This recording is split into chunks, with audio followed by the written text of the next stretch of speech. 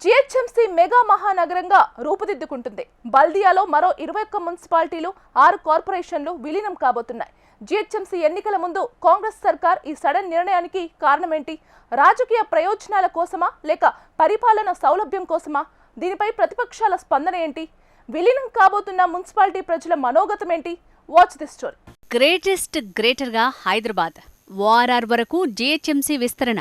బల్దియాలో మరో 20 మున్సిపాలిటీలు, 7 కార్పొరేషన్లు విలీనం. జీహెచ్ఎంసీ విస్తరణ వెనుక అసలు కారణమేంటి? మెరుగైన సేవలు ఆదాయం కోసమా లేక రాజకీయ ప్రయోజనమా? రేవంత్ సర్కార్ నిర్ణయాన్ని ప్రతిపక్షాలు ఎందుకు వ్యతిరేకిస్తున్నాయి? ఆర్థికంగా, రాజకీయంగా తెలంగాణకు గ్రేటర్ హైదరాబాద్ గుండెకాయ లాంటిది. విశ్వనగరంగా విస్తరిస్తూ పోతున్న గ్రేటర్లో భౌగోళికంగా కీలక మార్పులు రాష్ట్ర రాజకీయాల్లో చర్చనీయాంశంగా మారింది. మహానగరం కాస్త మెగా గ్రేటర్ సిటీగా అవతరించబోతోంది. కోర్ హైదరాబాద్ సిటీ చుట్టూ విస్తరించి ఉన్న 20 మున్సిపాలిటీలు, 4 కార్పొరేషన్లను జీహెచ్ఎంసీలో విలీనానికి రాష్ట్ర మంత్రివర్గం ఆమోదం తెలిపింది. ఓఆర్ఆర్ సరిహద్దుగా జీహెచ్ఎంసీ విస్తరించబోతోంది. జీహెచ్ఎంసీ తెలంగాణ మున్సిపాలిటీ చట్టాలను సవరించడానికి మంత్రివర్గం ఆమోదం తెలిపిందని మంత్రి శ్రీధర్ బాబు తెలిపారు. విలీన ప్రక్రియలో అన్ని వర్గాలను పరిగణనలోకి తీసుకుంటామని చెప్పారు. విలీనం కానున్న మున్సిపాలిటీల్లో కొన్నింటి పరిధి ఓఆర్ఆర్ అవతల కూడా విస్తరించి ఉంది. ప్రస్తుతం 150 మున్సిపల్ డివిజన్లలో ఉన్న జీహెచ్ఎంసీ పరిధి కొత్తవాటి విలీనంతో 3 పెరగనుంది. నగర పరిధి దాదాపు 2735 చదరపు కిలోమీటర్లు ఉండనుంది. జనాభా దాదాపు 2 కోట్లుంటుంది.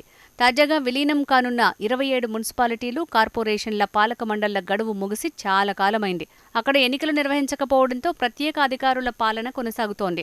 ప్రస్తుత జీహెచ్ఎంసీ పాలక మండలి గడువు వచ్చే ఏడాది ఫిబ్రవరిలో ముగుస్తుంది. సర్కార్ గ్రీన్ సిగ్నల్ ఇస్తే డివిజన్ల పునర్విభజన, కార్పొరేషన్ల విభజన 1-2 నెలల్లో పూర్తయ్యే అవకాశముంది.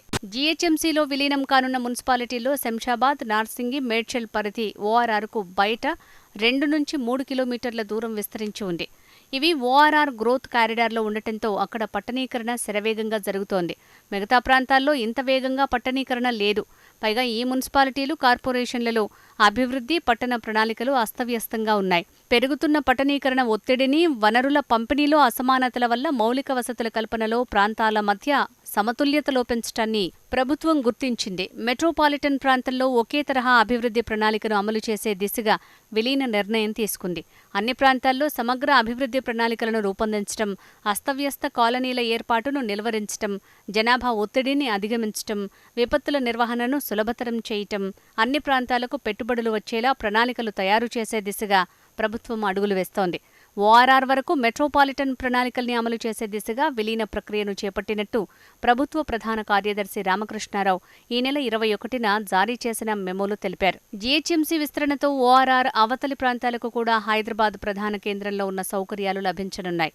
తాగునీటి నిర్వహణలో వాటర్ బోర్డు మొత్తం ఔటర్, లోపలి ప్రాంతాల్లో ముఖ్య భూమిక పోషిస్తోంది. ఇకపై ఓఆర్ఆర్ అవతల ఉన్న కొన్ని ప్రాంతాలకు కూడా ఈ సేవలు అందుబాటులోకి వస్తాయి. ఈ ప్రాంతాల్లో పారిశుద్ధ్యం, ఇతర పనుల్ని జీహెచ్ఎంసీ చూసుకోనుంది. విలీనం కానున్న 27 మున్సిపాలిటీల్లో ఉద్యోగులు జీహెచ్ఎంసీ పరిధిలోకి రానుండటంతో వారి జీతభత్యాలు కూడా జీహెచ్ఎంసీనే చెల్లిస్తుంది. ప్రస్తుతం జీహెచ్ఎంసీలోని పారిశుద్ధ్య సిబ్బందికి ఇస్తున్నట్లుగానే విలీన ప్రాంతాల సిబ్బందికి కూడా వేతనాలిస్తారు. మున్సిపాలిటీలు, కార్పొరేషన్ల కార్యాలయాలన్నీ జీహెచ్ఎంసీలో సర్కిల్, జోనల్ కార్యాలయాలుగా మారుతాయి. అక్కడ పన్నుల విధానం కూడా జీహెచ్ఎంసీలో ఉన్నట్టుగానే మారుతుంది. విస్తరణ నేపథ్యంలో జీహెచ్ఎంసీ మినీ తెలంగాణగా మారనుంది. జీహెచ్ఎంసీ పరిధిలో ప్రస్తుతం 1 కోటికి పైగా జనాభా ఉంది. విస్తరణ తర్వాత 2 కోట్లకు పెరగనుంది. అంటే రాష్ట్రం మొత్తం జనాభాలో దాదాపు సగం జీహెచ్ఎంసీ పరిధిలోనే ఉంటుంది. ప్రస్తుతం జీహెచ్ఎంసీ వార్షిక బడ్జెట్ 8,000 కోట్లు దాటగా విస్తరణ తర్వాత 15,000 కోట్లు దాటే అవకాశాలున్నాయి. గ్రేటర్ హైదరాబాద్లో విలీనం వెనుక ఆదాయం పెంచుకునే ఉద్దేశంతో పాటు సమతుల అభివృద్ధి, మౌలిక సదుపాయాల కల్పనలోకి కోర్ సిటీకి, శివారు ప్రాంతాల మధ్య వ్యత్యాసం లేకుండా చేయడంతో పాటు ఒకే తరహా ప్రణాళికాబద్ధంగా నగర అభివృద్ధి చేసే ఆలోచన ఉన్నట్టు ప్రభుత్వ వర్గాలు పేర్కొంటున్నాయి. అయితే దీనిపై భిన్నమైన వాదనలు వినిపిస్తున్నాయి. కార్పొరేషన్ విస్తీర్ణం భారీగా పెరగటం వల్ల పర్యవేక్షణ తగ్గే అవకాశం ఉంటుందన్న అభిప్రాయం కూడా వ్యక్తమవుతోంది. దీనికి తోడు ప్రజలపై ఆర్థిక భారం అధికమవుతుందన్న వాదనలు వినిపిస్తున్నాయి. ప్రతి ఇంటిని ఇకపై జీఎస్ఐ మ్యాపింగ్ చేయటం, ఇంటి విస్తీర్ణం ఆధారంగా ఆస్తి పన్ను మదింపు చేయటం, స్థానిక ఉద్యోగుల జోక్యాన్ని తగ్గించి పూర్తిగా సాంకేతిక వినియోగం చేయటం వల్ల కార్పొరేషన్ ఆదాయం భారీగా పెంచడానికి వీలుంటుందని చెప్తున్నారు. అదే సమయంలో ప్రస్తుతం ఉన్న రాజకీయ పదవుల సంఖ్య తగ్గిపోయే అవకాశం ఉంది.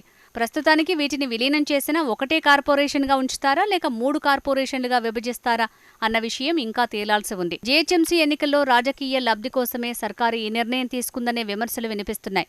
కోర్ సిటీలో కాంగ్రెస్కు పెద్దగా పట్టు లేకపోవటం, పైగా మెజారిటీ ఎమ్మెల్యే సీట్లన్నీ బీఆర్ఎస్, ఎంఐఎం చేతిలో ఉండటంతో రాబోయే ఎన్నికల్లో బల్దియాలో పట్టు కోసమే ఈ ప్రతిపాదన తెరపైకి తెచ్చారన్న చర్చ వినిపిస్తోంది. గ్రేటర్ చుట్టూ ఉన్న శివారు పట్టణాలను విలీనం చేసి కారు పార్టీ, పతంగి పార్టీల ఆధిపత్యాన్ని ఛేదించాలని చూస్తున్నారనే వార్తలొస్తున్నాయి. ప్రయోజనాల కోసం మాత్రమే ఈ ప్రభుత్వం పనిచేస్తున్నట్లు స్పష్టంగా కనిపిస్తోందన్నారు కేటీఆర్. ఎంఐఎం కూడా సర్కార్ నిర్ణయంపై అభ్యంతరం వ్యక్తం చేస్తోంది. ప్రజల అభిప్రాయం తీసుకోకుండా ఈ తొందరపాటు చర్యలేంటి అని నిలదీస్తోంది. కొత్తగా మున్సిపాలిటీలు వచ్చి చేరితే రాజకీయంగా ఎంఐఎం ప్రాధాన్యత తగ్గే అవకాశం ఉందన్న చర్చ జరుగుతోంది. చూడాలి మరి దీనిపై సర్కారు ఎలా ముందుకు వెళ్తుందో.